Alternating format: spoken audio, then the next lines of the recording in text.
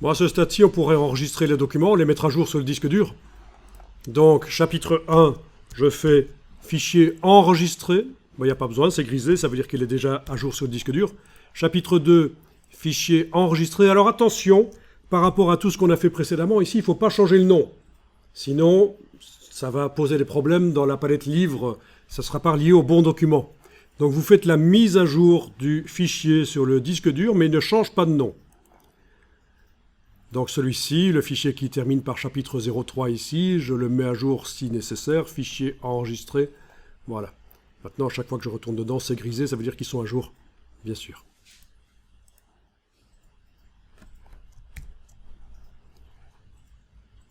Donc ça veut dire qu'au niveau de notre backup, on a peut-être un petit problème si on veut de temps en temps faire une copie de sécurité du document tel qu'il est actuellement pour le cas où on foirerait tout.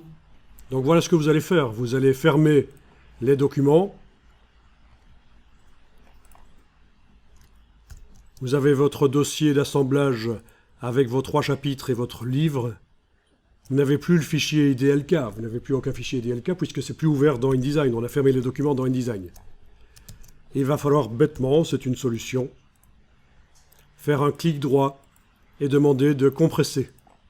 Clic droit compresser vous fait un zip avec votre dossier. Le zip est votre copie de sécurité.